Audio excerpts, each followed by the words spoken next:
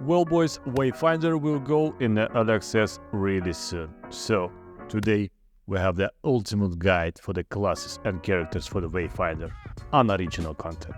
So today we are watching the video by Hazmi, the Wayfinder, and please go and subscribe to this guy. This video is pretty cool, and I mean, the name of the channel looks like he will have many interesting Wayfinder content, right? Like my channel. I will be live, by the way. Yep, I will be live during the early access, specifically on YouTube. Wayfinder's early access release is almost here, and you're all probably thinking about which character you want to start with or what the different characters are in the first place, what they do, what abilities they have. In this video, we'll go through all the characters available at the launch of Wayfinder, not just the free ones you can start with, but also the characters you can immediately unlock potentially if you choose to start with the higher tier Founders pack and you decide to use one of your character tokens for unlocking. Okay, I didn't know that. So different Founders pack will give you different characters. I mean, possibility to get some characters that are not standard, let's say. Before we start, I'm covering all aspects of Wayfinder from guides to news, so if you're interested in more videos, subscribe to the channel. Yes, please. So the most basic aspect to mine as well. Yeah, like it's the button somewhere there. Just click, subscribe. Yep. To know about the game is that Wayfinder is a character-based action RPG, and you will be choosing from already existing characters with their own backstories, personalities, playstyles, and abilities. Yeah, so we had these three characters during the beta.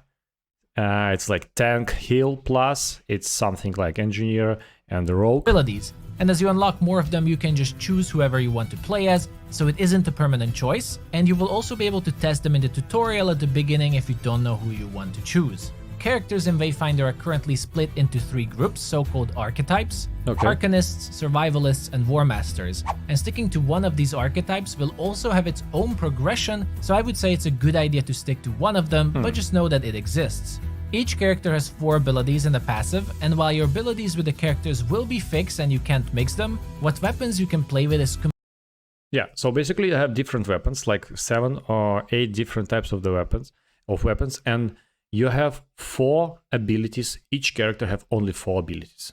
You can't change them, you can't do nothing. You just have 4 abilities, which is not so many of them, but we will hope that they will add something. I mean, developers, right? But you have the 5th ability, and it depends on the weapon that you're using. And every character can use every type of the weapon.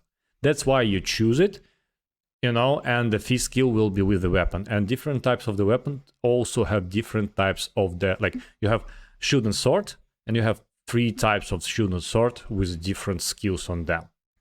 Kind of variety, but let's see. Completely up to you. You will be able to use different weapons on different Wayfinders, so I recommend choosing who you like based on the abilities or the looks and not the weapons themselves. But as I said, you can change things later anyway. So with those basics out of the way.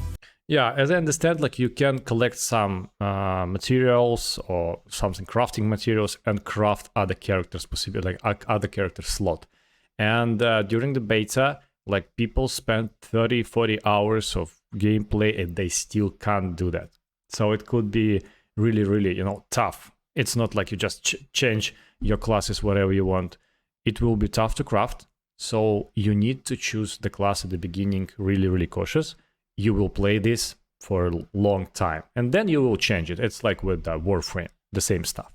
But yeah, choose by the abilities. Basically these 4 abilities and some passives will make your game style. Let's get into the Wayfinders.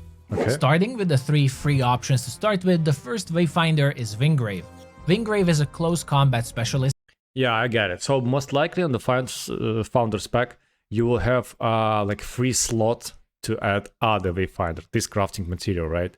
Because at the beginning, most likely you'll have 3 of these, like tank, rogue, and engineer, or range, whatever you call it. And then you need to, to grind for the other one. If you will buy the Founders pack a little bit higher level, you will get this from the beginning, which is motivating. This paladin type character of the War Masters archetype, and they excel at defensive gameplay through healing and shielding themselves or their allies.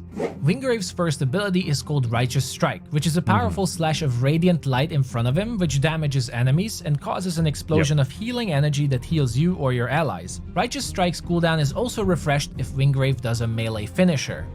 Radiant Okay. Pulse is Wingrave's shielding ability that gives bonus defense to you and your allies standing behind, but also blocks all projectiles coming from the front, so you can see already that Wingrave is somewhat of a supportive character. Judgment is another supportive ability that judges all enemies around Wingrave and marks them, and anyone hitting these judged enemies will be healed for a small amount of their HP. Finally, Wingrave's ultimate ability is Divine Aegis, casting a powerful protective barrier around you, making everyone inside this barrier completely immune to damage, while also healing them for the duration of the ability. And then Wingrave's passive ability is called Healing Pulse, which is a passive healing ability that activates each time you do a melee combo finisher, healing either you or one of your allies. Silo So basically, you know, you're like tank plus heal in the same time. You're not a healer, but you help the team, right? And your finisher also the ultimate also to like negate all the damage and heal your party members. But the thing is, it more like not group game. Yeah, like, hear me out. You will go in the dungeons 90% of time, and in dungeons you have 2 more guys who be with you. Most likely it will be random dudes. It's not like World of Warcraft or Final Fantasy. It's not like MMORPG. It's not MMORPG from the starters, right? So you'll go, it's like the Dark Souls in the World of Warcraft type of art style, with the dungeons as the procedural generated dungeons as a main, you know, core gameplay loop. And that's why you will not, it's like Warzone. Every time you go to the Warzone with some random dudes, it will be the same. So choose class, not like I will go in World of Warcraft as a healer because I want to heal the group. No, just choose what you like to play. Be cautious. the Tactician is the second starting character for everyone, and he is one of the survivalists archetype, focusing on a mixture of melee and ranged combat, and he utilizes bombs and other tactical tools to control the battlefield and debuff enemies to help you out. Firebomb is a grenade you can toss at your enemies that will... From my feeling, the Wingrave was... I played as a Wingrave during the beta, and Wingrave, like you feel yourself impactful, right? Also switched the weapon from the shield and sword to the huge axe, and it was cool. It was like heavy hitting, cool stuff. And when I played this one, the Silo, it's ranged and it not feels so good. It feels like pew pew pew. It's not impactful. It's not you don't feel your power of the character. So ignite them and will also deal damage over time to them, and is an ability that has 3 charges you can stack up and use as you like. Oil Bomb is another grenade in Silo's toolkit, which is more of a debuffing ability that slows enemies and leaves them with the oil status effect, and this ability is special as it has a chain reaction with the Fire Bomb ability we just talked about that can ignite the oil for a combo. Additionally, using Oil Bomb also recharges 1 stack of your Fire Bomb. Then Proto-Clone is a distracting ability for Silo that they can use to jump back and leave a clone on the ground that will taunt all nearby enemies to attack it until expiration. Excellent for some bonus defense if Silo is alone. Lastly, Silo's ultimate ability is Arch Nemesis, sending his drone buddy ahead to shock and slow all enemies around it for the duration, while also dealing quite a lot of damage. And then Silo's passive ability is that they deal 10% increased damage, either melee or ranged, to enemies that are debuffed by any of the status effects available in the game, so as you can see it's connected to all of his abilities causing status effects. Our third... So basically, yeah, it's a cool class in the party because, you know, plus 10% of damage. If the encounters and bosses will be like with a huge HP for a long time, for a long battle, it's really good one. Third character available to everyone will be Ness. She is an Arcanist archetype character and a rogue focusing on dealing as much damage as possible, and her whole character is built around this one goal in mind, specifically recommended to people who like rogue type characters. Yep. Ness can Shadow Step, which is a dash ability to jump through enemies in a straight line and damage them, with an after effect of a shadow of Ness dealing additional damage after a quick pause. This ability has 2 charges, and on upgrading it, it will also be a source of damage buff you can apply on yourself and your allies. Umbral Aura is your second ability that surrounds you with an aura that will damage a nearby enemy upon dodging for the next 3 uses for yourself and 1 for your allies around you. Then Vengeful Shade is both a defensive and an offensive ability where Ness jumps into the air to throw daggers at her enemies during which she becomes completely immune to all damage, and as a follow-up you can either combo a slime attack from it or choose to dodge, which will cause Ness to leap back into safety.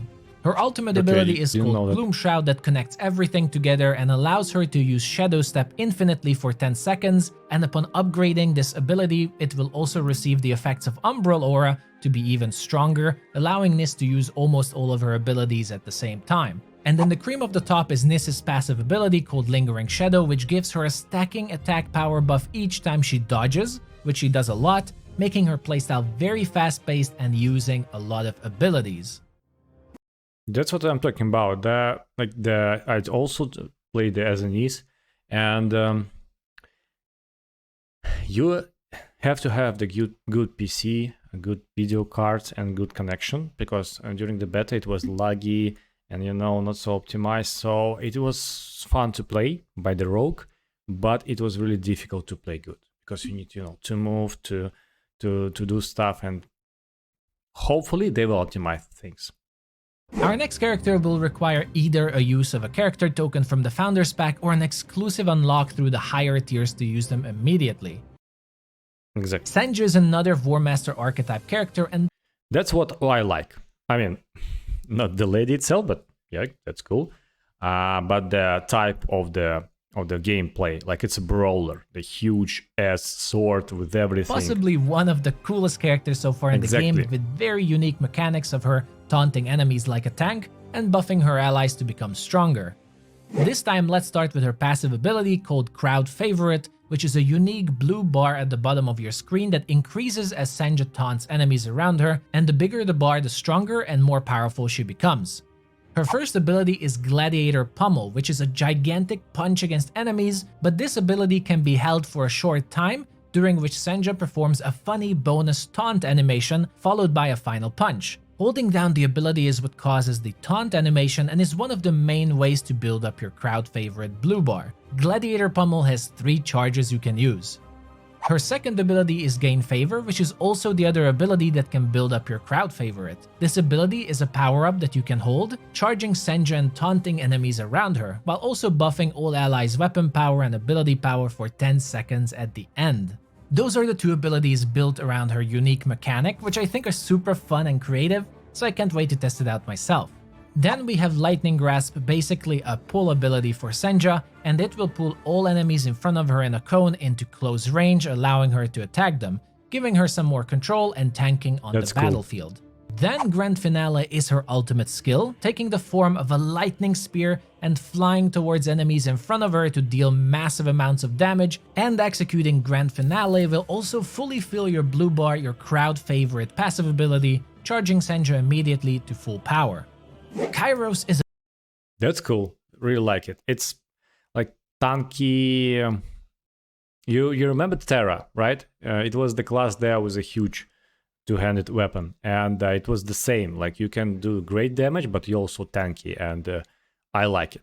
a fan favorite Wayfinder, and it is the second Arcanist archetype character available, and as you guessed then, it is also a damage-oriented Wayfinder for those who prefer magical users over rogues. Kairos' first ability is called Savage Rake, clawing in front of him with dark powers, damaging all enemies in front, that has 2 charges by default, and will have a bonus mechanic once the graphics and the effects of some classes are super cool. we get to his passive. Siphon Radiant is a special wave ability that unleashes energy around Kairos to damage enemies around and gather arcane power, but it also reduces the cooldown of your abilities. Arcane power is once again connected to the passive ability of his and is going to be very important later. Arcane Focus is your third ability that marks enemies in an area, making them essentially a time bomb that will explode after 8 seconds, or even after dealing enough damage to them for an earlier boom.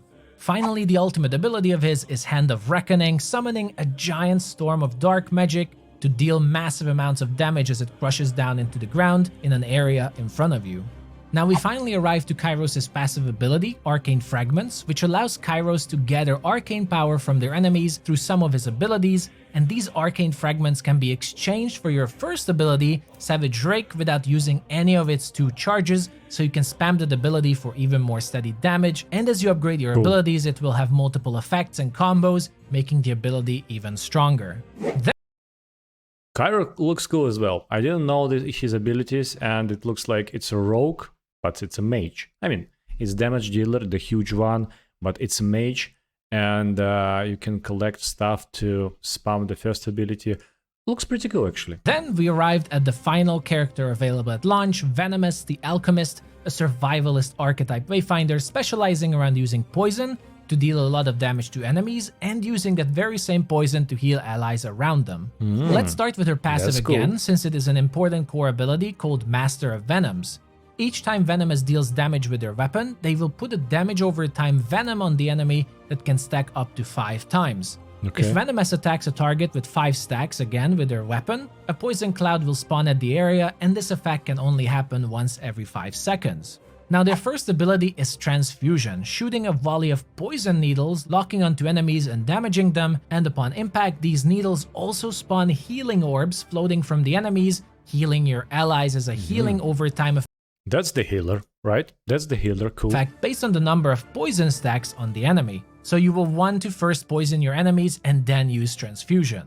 Vampiric Blast is a combo ability that launches a bomb at enemies that can absorb up to 5 of your spawned poison clouds I mentioned earlier with the passive, and after a delay, this bomb will explode and deal a lot of damage to enemies and also heal your nearby allies based on the number of clouds it absorbed. Since it seems poison clouds are pretty important, your third ability, Venom Thrusters, is a dash ability that lets you dash in a direction and leave a poison cloud behind you to use later. Now her ultimate is also pretty unique, since Deep Breath will be a massive explosion of poison that adds 5 stacks of empowered venom on all enemies. Note that this empowered venom is separate from your normal poison stacks, but counts as 5 bonus stacks when it comes to abilities like Transfusion or Master of Venoms that use your poison stacks from enemies. So again, a very nice combo to remember, as you will be able to use 10 stacks of poison instead of the normal 5. Okay, I didn't get the last one, but I understood that like you need to produce as much poison gas as possible, and then to use this ability that will explode everything, and your ultimate ability also have additional stacks of poison, like poison, poison, poison, poison, and you heal everybody. Looks also cool. I mean, if you want to play as a support here for the high level content, most likely Venomous will be really good, and the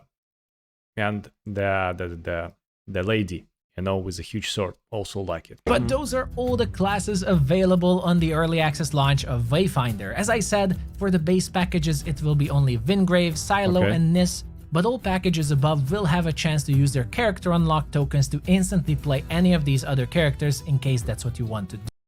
Yeah, most likely I have to buy something higher than base, just, to get this possibility to other character. But what should I choose? What do you think, guys?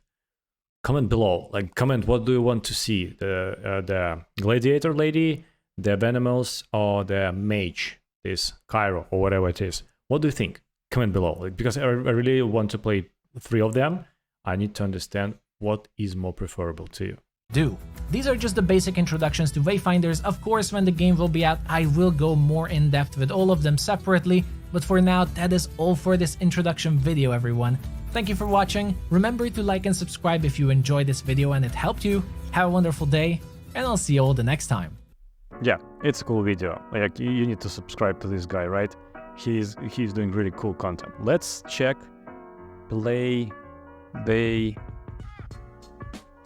I want to check the packs, founder packs. Let's check them. So what do we have? Become a founder. And we have the base, 17.99, and then you have this next one. Ooh, shit, 44. It's a bit... I think it's a bit much for the early access for the game. Yeah, okay, guys. Most likely we will start as a Wingrave and not as a rogue, okay? At the beginning, and then we will try to collect as much as possible. During that time, we will understand what class do we want to play the next one. So comment below, what do you think about the rogue as a first, it's a tokens, as a first class to play.